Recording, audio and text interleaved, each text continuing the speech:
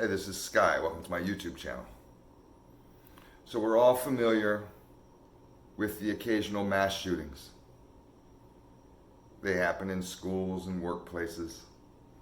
I mean, overall, they're pretty rare, but they do happen. Depending on what narrative, what media channel you're really watching, they seem to happen more than others. You go watch some of the more liberal-leaning, Democrat-leaning networks, or read some of their publications, and they'll make it seem like it's happening every day. I don't necessarily know if that's true, but have you ever thought about why it happens? Everybody has their little opinion.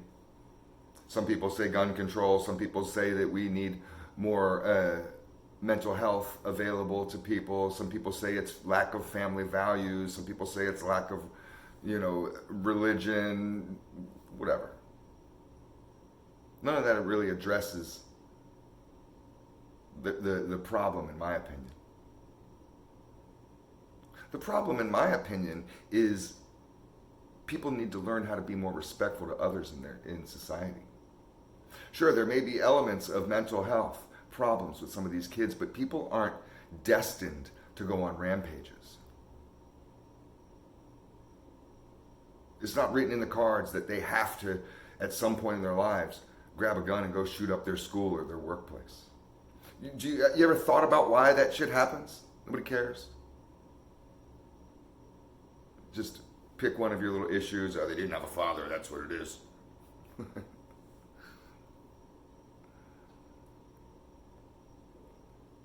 I've seen this kind of thing happen before. I've been around a lot of murders. One of them was interesting to me because I watched this whole shit play out. This kid was bullied. And he was skinny and awkward. He wasn't developmentally disabled or anything. Wasn't anything wrong with him. He was just a loser. Didn't really dress cool. Didn't really act cool. Had awkward body style and weird posture. His hair wasn't cool. He had a lot of acne. He was younger and smaller than the other kids in the streets. And this was in the barrio that I lived in, Beach Flats, out in California. Big Mexican gangland. At least the section that I lived in was. Open air crack and heroin on every block. People selling that shit like hotcakes. Gang members everywhere. This kid wanted to be down with the neighborhood clique because that's where all the people, all his friends were, everybody he knew from school or everyone, his family, everybody's involved in that shit. So he wanted to be down with it too. But I guess he wasn't really accepted. I was older than him. I just observed this kid from afar, and he always hung out on my block. And it was easy to pick him out because he was kind of the ugly duckling. And the other kids picked on him. The other kids his age, little gang members, picked on him. Now this kid wasn't in the gang, he just wanted to hang out. And I could tell, it had nothing to do with being a drug dealer for him. It had nothing to do with being a gangster for him. This kid just wanted acceptance and wanted friends. That was all it was for this little loser kid. Just wanted friends. And these kids the gang dudes and the other kids in the streets would let him hang out. They wouldn't tell him to go away. But they picked on him relentlessly. They really did. Every once in a while, someone might smack him around, they'd push him down, they'd do pranks, pull pranks on him, mean ones. And it was relentless, every day. They were always fucking with him. The kid would walk by, and they would say shit to him, mean things. I never really cared too much because this is just action. I sat out on my front porch a lot and I would watch the action. So, I notice everything. I've never really had a whole lot of sympathy for little nerds like that because, we live in a world where only the strong survive. It's reality. And he was weak. So this kid had been pushed and pushed and pushed. Just so much, relentlessly so. to where he finally wasn't going to take it anymore. I don't know where he got the gun, but in that neighborhood it was easy to find one. He probably got it from one of his older siblings. He probably went into their room and took it.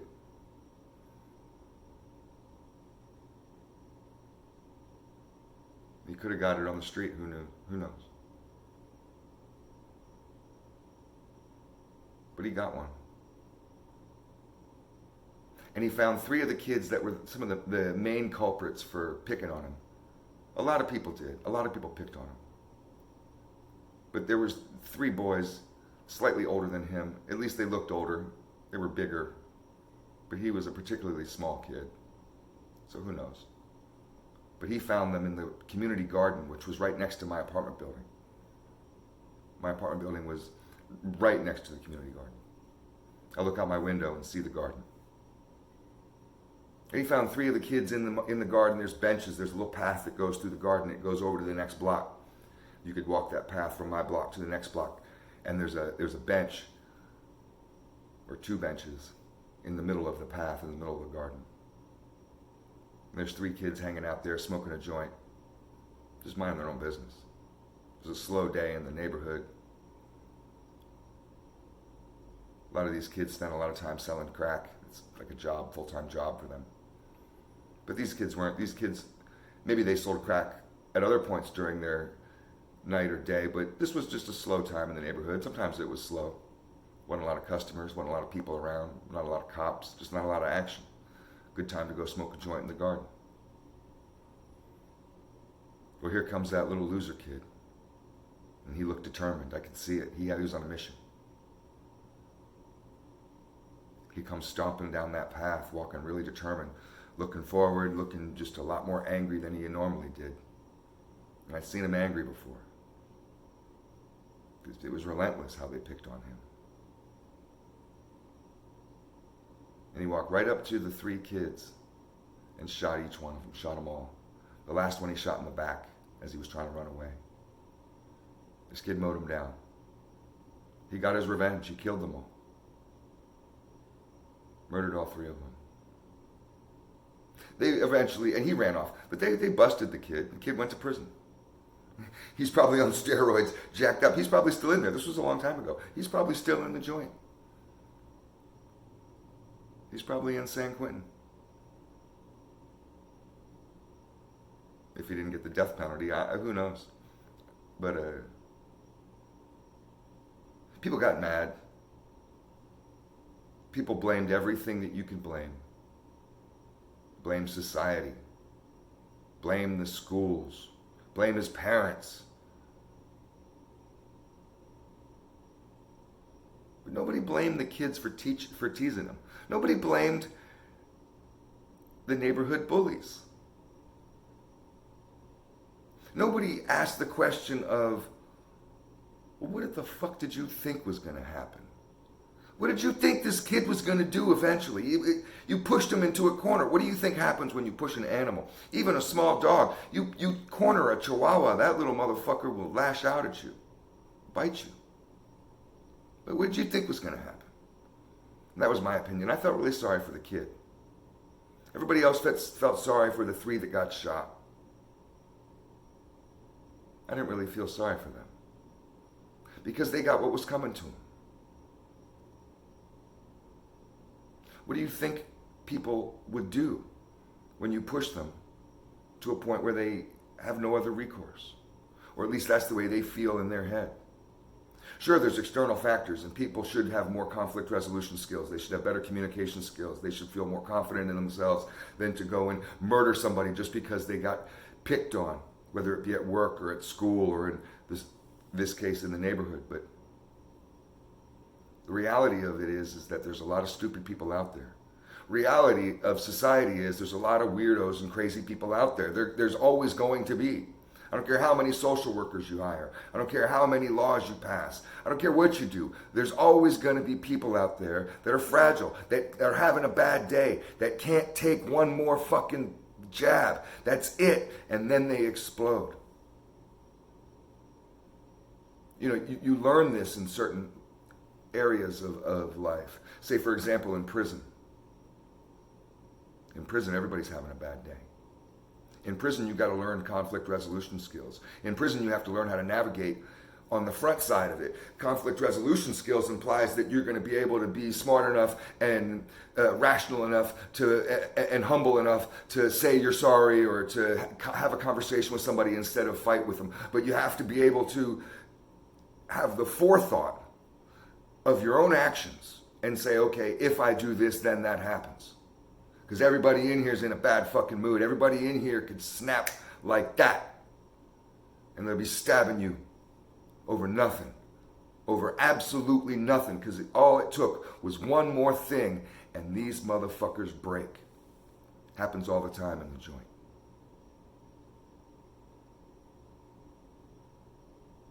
Happens in the street too. I mean, that's the story that I told you. But it can also happen at your workplace. This could happen at school. It can happen anywhere. And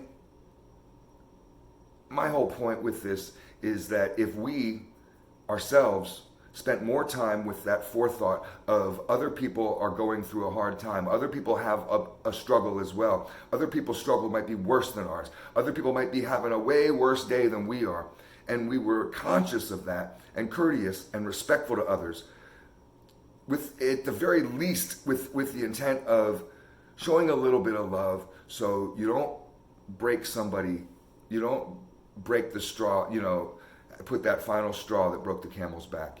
You're not contributing to somebody's mental illness. You're not contributing to their anger explosions, to their lack of conflict resolution skills, because we don't know who around us is going to be that fragile. And sure, after it's done, as long as it doesn't affect us personally, we can sit there and be Captain Hindsight and say, well, they should have had fathers that taught them character. They should have had a better school. They should have had this. They should have had that. You can say all that shit you want. But what do you think a motherfucker would do when you push them too far? Especially these little losers, little nerds. You pick on them, pick on them, pick on them, and they go shoot up a school. Was it a FedEx or something that was just shot up recently? A guy at work. It's just something to think about, how we treat people.